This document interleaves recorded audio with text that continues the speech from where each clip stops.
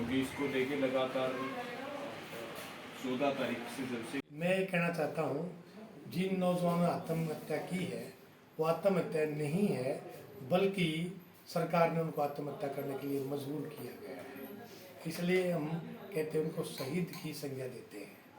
जैसे उन्होंने हैदराबाद यूनिवर्सिटी में एक लड़का मजबूर को आत्महत्या करनी पड़ गई थी, दलित नेता था वो, और इसी तरह से वो स्टूडेंट था। इसी तरह इन बच्चों को सरकार ने मजबूर किया आत्महत्या करने के लिए, और हम चाहते हैं पक्की नौकरी दी जाए। कोई ये 4 साल 3 साल ये कुछ नौकरी है, ये बकवास है। सरकार चाहती है ये बच्चे ट्रेनिंग यहाँ से ले लें और अडानी और अंबानी के जो गोदाम है उनकी चौकीदारी करें। चौकीदार बनाने का ये काम है और इसका हम विरोध करते हैं। हम चाहते हैं देश में बेरोजगारी पर प्रतिबंध लगे और रोजगार दे सरकार। रोजगार पैदा अगर नहीं करती सरकार तो कुर्सी खाली कर देनी चाहिए। कह देना चाहिए हमारे बस की बात नहीं है। बहुत सारे ऐसे नौजवान हैं, ऐसे नेता हैं जो जनता को नौकरी देना चाहते हैं और वो कुर्सी संभाल लें, कुर्सी खाली कर देनी चाहिए। क्या नाम है? सामाजिक सद्भावना मंच का महासचिव। देखिए, बिल्कुल हम बार बार एक बात कहते हैं कि सरकार जो है वो किसान और जवान दोनों को खत्म करने की तैयारी कर रही है। और किसान आंदोलन एक बड़ा उदाहरण है जिसमें हम बार बार इन चीजों को उठाते थे, और आज हम देख रहे हैं कि सरकार सुई से लेकर के और जहाज तक पे अडानी का कब्जा चाहती है। और ये जो नो रैंक नो पेंशन की आप बात कर रहे हैं, वादा किया था 1 रैंक 1 पेंशन का, लेकिन scheme no rank no pension की है। ये पूरी तरह से जो अग्निपथ योजना आई है, ये भारतीय सेना को अडानी की सेना बनाने की तैयारी है, ये अंबानी की सेना बनाने की तैयारी है, बीजेपी और आरएसएस की सेना बनाने की तैयारी है।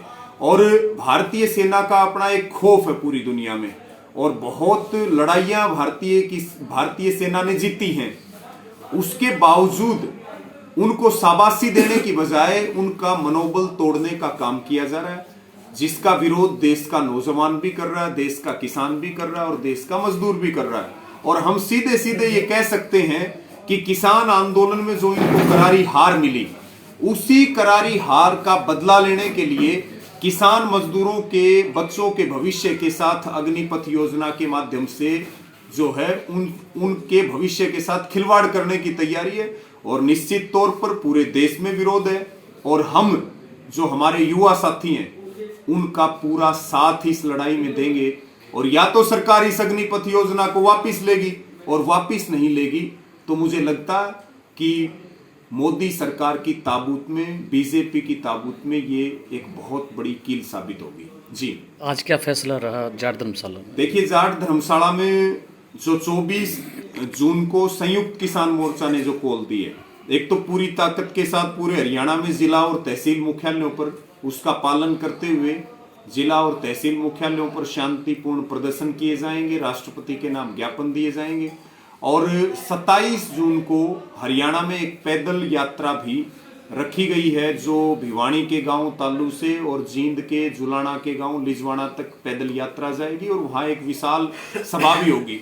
और इस पे भी विचार हुआ क्योंकि ये राष्ट्रीय स्तर की लड़ाई है, ये लड़ाई पूरे देश की है, तो एक कमेटी का गठन किया गया है कि वो नेशनल लेवल से लेकर के और हरियाणा पूरे हरियाणा को एक वो कोऑर्डिनेशन का काम करे, ताकि इस आंदोलन को ताकत दी जा सके। क्योंकि इसमें 2-3 ऐसे पहलू हैं इस अग्निपथ योजना में। आज ये अग्निपथ योजना के फायदे गिना रहे हैं अलग अलग, लेकिन इन्होंने कहीं चर्चा तक नहीं की कि हम जो कह रहे हैं वही ठीक है। आपने जनरल वीके सिंह का बयान सुना, आप देखिए वो कैसे धमकी दे रहे हैं। हरियाणा के मुख्यमंत्री मनोहर लाल खट्टर जी कैसे वादा कर रहे हैं, झूठ पे झूठ बोल रहे हैं। राज्यवर्धन सिंह राठौड़ की आपने बात सुनी है।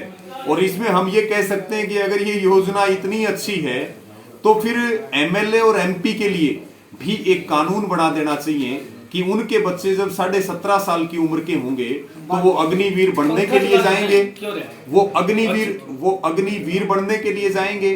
और अगर आप देखिए जनरल वीके सिंह जो 6 महीने की बढ़ोतरी लेने के लिए सुप्रीम कोर्ट तक चले गए थे, आज वो 4 साल के लाभ गिना रहे हैं। ये दाढ़ में काला है, ये बहुत बड़ा खेल, ये काला खेल जो है मोदी सरकार ने खेला और सरकार को निश्चित तौर पर इस योजना को वापस लेना पड़ेगा। 24 तारीख से ये अपनी प्रक्रिया शुरू कर रहे हैं और 24 तारीख से हम बड़े आंदोलन पर उतरेंगे। जी सीधे सीधे देश की सेना का मनोबल तोड़ने के लिए, देश की सेना का निजीकरण करने के लिए है और जो किसान मजदूरों के जो बच्चे हैं उनके भविष्य के साथ और देश की सुरक्षा के साथ ये योजना खिलवाड़ करती है।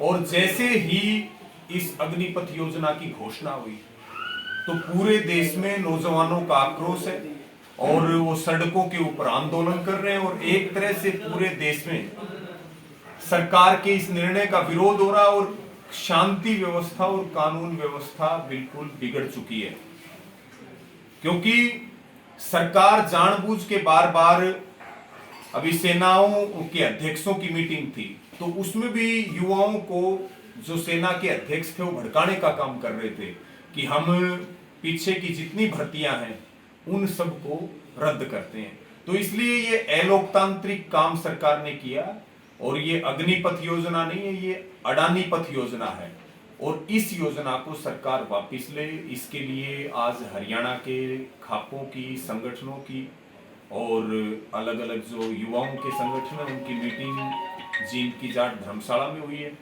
और उसमें ये तय हुआ कि 24 जून को हरियाणा और पूरे देश में भी जो संयुक्त किसान मोर्चा की कॉल है, जय जवान और जय किसान के नारे के साथ, तिरंगे के साथ, की तहसील और जिला मुख्यालयों पर विरोध प्रदर्शन किए जाएंगे, ज्ञापन दिया जाएगा और संयुक्त किसान मोर्चा भी इसमें 3 जुलाई को अगली रणनीति का ऐलान करेगा। ये पहली रणनीति है। हरियाणा में सबका ये विचार था कि सब मिल करके और संगठित होकर के इस लड़ाई को लड़ें, तो उसमें भी 27 तारीख को एक कार्यक्रम तय किया है। 27 जून को भिवानी जिले का गांव तालू है, जिसमें पिछले दिनों सेना में नौकरी ना मिलने के कारण, ओवरेज होने के कारण एक पवन नाम का भाई था जिसने आत्महत्या कर ली थी और अभी शायद टेस्ट का इंतजार कर रहे थे। जुलाना में जो लिजवाना गांव है वहां के सचिन लाठर हैं जिन्होंने सुसाइड कर लिया। यानी कि ये बहुत दुखदाई है। तो तालू से लेकर के और लिजवाना तक एक पैदल यात्रा निकालेंगे और लगातार, क्योंकि युवाओं का आंदोलन है, युवा इसका नेतृत्व करेंगे। हम सब लोग जो है भारतीय किसान यूनियन के, संयुक्त किसान मोर्चा के तमाम खापे, हम उनके कंधों को मजबूत करेंगे, उनके साथ खड़े रहेंगे। जी हर खबर का मतलब ब्रेकिंग न्यूज नहीं, हर बहस का मतलब हंगामा नहीं। हरियाणा की सारी खबरें केवल हरियाणा बुलेटिन पर, सीधी बात, नो बकवास।